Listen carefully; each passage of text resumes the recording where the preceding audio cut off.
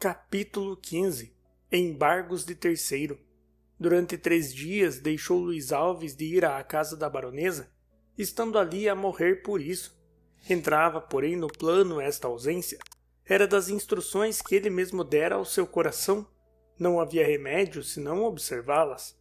No 4º dia recebeu um bilhete da baronesa que o cumprimentava pela eleição. A mala do norte chegara, e com ela a notícia da vitória eleitoral. Estava Luís Alves, deputado, ia enfim dar a sua demão no fabrico das leis. Estevão foi o primeiro que o felicitou.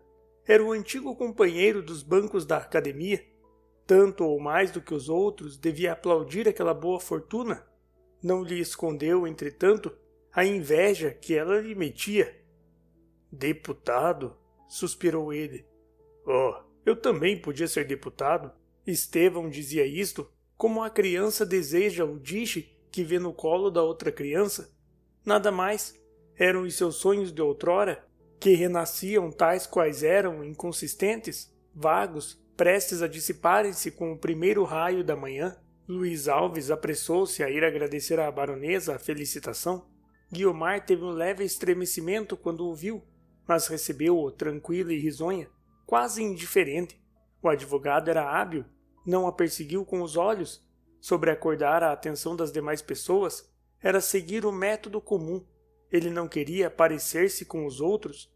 Guiomar, entretanto, observava-o a espaços, de revés, como a querer surpreendê-lo, a pouco e pouco. Porém, o seu olhar foi sendo mais direito e firme.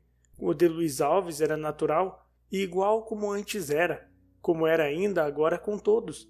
Ao sair junto à porta de uma sala, onde acaso a topou, Luís Alves teve ocasião de lhe dizer esta simples palavra. Perdoou-me? A moça retirou a mão que lhe tinha presa na sua e furtou o corpo, ao mesmo tempo que lhe caíam as pálpebras. Perdoou-me? Repetiu ele. Guiomar retirou-se sem dizer palavra. Luís Alves esperou que ela desaparecesse e saiu. A moça, entretanto, ficou irritada por nada lhe ter respondido, sendo verdade que nada achou nem acharia talvez que lhe responder. Mas arrependeu-se e pensou longo tempo naquilo. Quer dizer que o amava? Quer dizer que estava prestes a isso. A arraiada branqueava o céu, tingiria depois o cimo dos montes, entornar-se-ia enfim pela encosta abaixo, até aparecer o sol contemporâneo de Adão e do último homem que há de vir. Dali a dias, entrando Luís Alves em casa da baronesa, teve a boa fortuna de encontrar a moça sozinha, na sala do trabalho, donde a baronesa se ausentara 5 minutos antes. Senhora Oswald achava-se fora. Era a hora da tardinha. O dia estava prestes a afogar-se no seio da noite. Guiomar, molemente sentada numa cadeira baixa, tinha um livro aberto sobre os joelhos e os olhos no ar.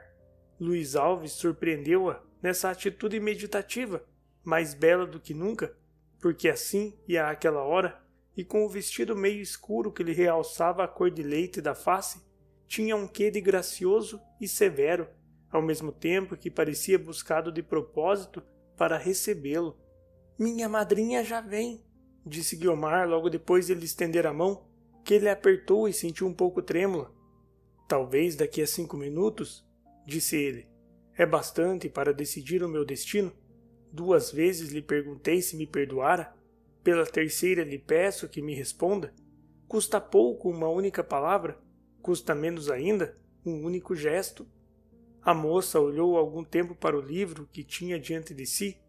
A manhã, porém, era já alta no coração de Guiomar, a claridade intensa, o sol quente e vivo, porque ela não olhou muito tempo para o livro, nem hesitou mais do que era natural e exigível naquela ocasião. 2 minutos depois fez o gesto, um gesto só, mas ainda mais eloquente do que se ela falasse. Estendeu-lhe a mão. Luís Alves apertou-lhe entre as suas. A comoção era natural em ambos. Ali estiveram alguns instantes calados, ele com os olhos fitos nela, ela com os seus no chão. As mãos tocavam-se e os corações palpitavam uníssonos. Decorreram assim 5 breves minutos. Ela foi a primeira que rompeu o silêncio. Um gesto, um só gesto, e é o meu destino que lhe entrego com ele, disse Guiomar, olhando em cheio para o moço. Ainda não. Se os nossos destinos se ligarem, estou convencido de que o meu amor, pelo menos, terá a virtude de a tornar feliz. Mas nada está feito ainda, e se eu fui breve e apressado na confissão, não o desejo ser na consagração que lhe peço. Luiz Alves calara-se. A moça olhava para ele, como buscando entendê-lo. Sim, continuou ele, melhor é que não ceda a um instante de entusiasmo. Minha vida é sua, todo o meu destino está nas suas mãos. Contudo, não quero surpreender-lhe o coração neste momento. No dia em que me julgar verdadeiramente digno de ser seu esposo, ouvi-la-ei e segui-la-ei. A resposta da moça foi apertar-lhe as mãos, sorrir e embeber os seus olhos no dele. O passo da baronesa interrompeu essa contemplação. Guiomar amava deveras, mas até que ponto era involuntário aquele sentimento? Era-o até o ponto dele não desbotar à nossa heroína a castidade do coração, dele não diminuirmos a força de suas faculdades afetivas? Até aí só. Daí por diante entrava a fria eleição do espírito. Eu não a quero dar como uma alma que a paixão desatina e cega, nem fazê-la morrer de um amor silencioso e tímido. Nada disso era, nem faria. Sua natureza exigia e amava essas flores do coração, mas não havia esperar que as fosse colher em sítios agrestes e nus, nem nos ramos do arbusto modesto plantado em frente da janela rústica. Ela queria as belas e viçosas, mas em vaso de sévres, posto sobre móvel raro, entre duas janelas urbanas, flanqueado o dito vaso e as ditas flores pelas cortinas de caxemira que deviam arrastar as pontas na alcatifa do chão. Podia dar-lhe Luiz Alves este gênero de amor? Podia. Ela sentiu que podia. As duas ambições tinham-se adivinhado desde que a intimidade as reuniu. O proceder de Luiz Alves, sóbrio, direto, resoluto, sem desfalecimentos, nem demasias ociosas, fazia perceber à moça que ele nascera para vencer e que a sua ambição tinha verdadeiramente asas, ao mesmo tempo que as tinha, ou parecia tê-los, o coração. Demais, o primeiro passo do homem público estava dado. Ele ia entrar em cheio na estrada que leva os fortes à glória. Em torno dele ia fazer-se aquela luz que era a ambição da moça, a atmosfera que ela almejava respirar. Estevão dera-lhe a vida sentimental, Jorge a vida vegetativa. Em Luiz Alves via ela combinadas as feições domésticas com o ruído exterior. Uma vez entendidos, é difícil que dois corações se encubram, pelo menos aos olhos mais sagazes. Os de Sra. Oswald eram dos mais finos.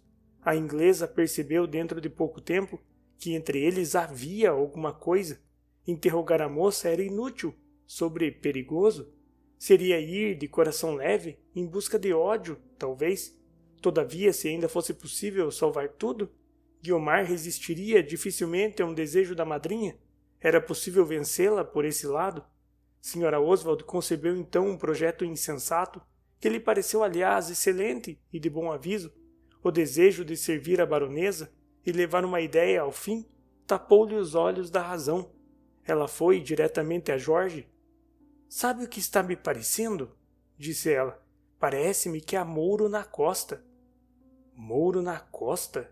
exclamou Jorge com uma tal expressão de desgosto que era fácil compreender o fundo de suspeita já existente em seu espírito. «Nada menos», disse a inglesa, «mas um Mouro que se pode capturar.» E a inglesa expôs um plano completo que o sobrinho da baronesa ouviu um tanto perplexo. O plano consistia em ir Jorge pedir a moça à baronesa, em presença dela própria. A baronesa, que nutria o desejo de os ver casados, não deixaria de fazer pesar o seu voto na balança, e era muito difícil que a gratidão de Guiomar não decidisse em favor de Jorge.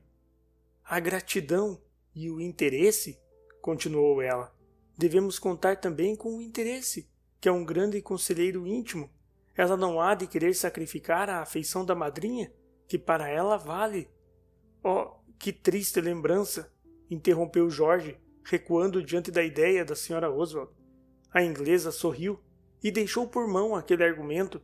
Firmou-se, porém, no da afeição. Guiomar não se oporia a um desejo da madrinha. Era urgente dar-lhe o golpe.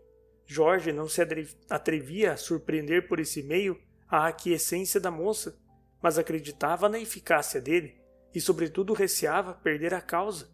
Uma vez que a vencesse, tudo podia confiar do tempo e do seu amor.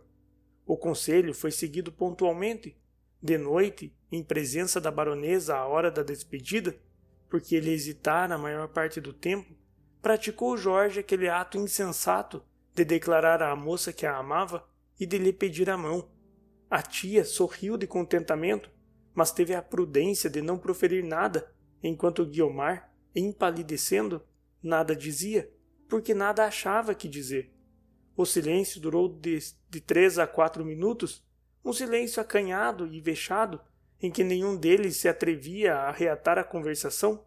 A baronesa, pela sua parte, imaginava que os dois estavam, enfim, entendidos, e que a declaração era autorizada pela moça. O enleio de Guiomar não era dos que pudessem dar cabimento a esta suposição, mas a boa senhora via com os olhos dos seus bons desejos.